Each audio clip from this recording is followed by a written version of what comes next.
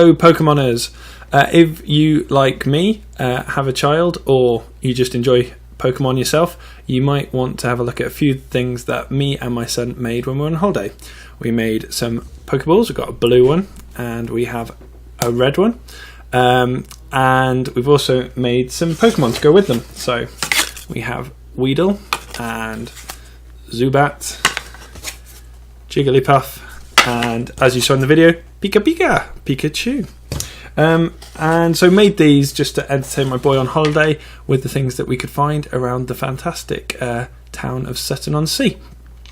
So we started off just with a dog ball from the post office there. It's a rubber ball. This one's made by, can we focus? Hanbrand Limited. There we go. And you can visit them, and it's made in China, but distributed by these guys. And it's just a rubber dog ball, and we chose it because it's bouncy, which we wanted for playing the game, and also it had a nice rim on it. I'm not sure. There we go. You can kind of see it in two halves. It's been pushed together, so that helped when we painted it. And the DIY shop sold this enamel paint for about £1.50, and we got white, and it's made by Matt, who's 34. So yeah, some white matte paint, and we gave it a go. So what we did is we got a cup and a bit of bag or cling film and placed the ball in, removed the plastic off it, but painted round it. And then when we got to where the button on the Pokeball is, I painted a large white circle. Then we had bought some electrical tape from the shop, cut this in half with a pair of scissors and wrapped it round.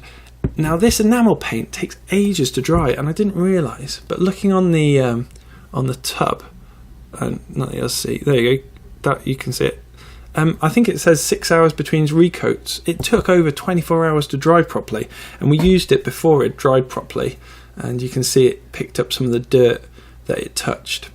But what this enamel paint, while it's tacky, it forms a really good seal with the tape, and so the tape has stayed on even though these balls have been flung quite hard at different objects. The tape stayed on, and I think that's because of the stickiness of the enamel paint.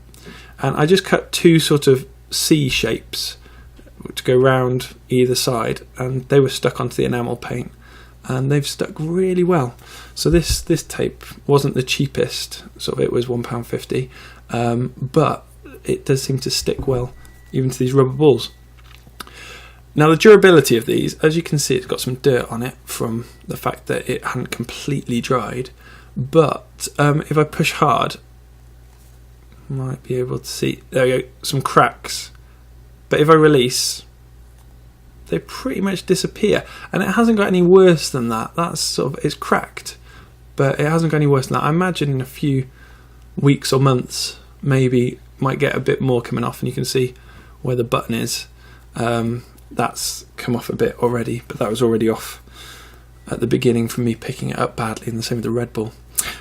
So yeah, these Pokemon we just drew and cut them out of. There's some couple of mil ply lying about, and we coloured them in with felt tip pens and used the Umbro paint for, you know, the white for the eyes and for the dots in the eyes. And yeah, they work pretty well, nice and robust. You know, just get a bit of hardboard. I'd recommend, rather than cardboard, to make them last a bit longer. If you painted them, if you've got more enamel paint, if you have it about, or any gloss paint, make it a bit rain resistant, which these won't be. But yeah, and then we throw the Pokeballs at them, and yeah, my boys really come on with catching and hand-to-eye coordination skills. So I hope you have as much fun if you make these and playing with these as we did. So yeah, just for a couple of quid, you can make yourself lots. Just to say that the paint, we probably only used about a quarter or a fifth of the paint for one Pokeball, so I've still got enough for 3 more there. But hopefully I'll meet you outside a Poke Gym somewhere, and I can throw some Pokeballs at your children. Okay, thanks, bye!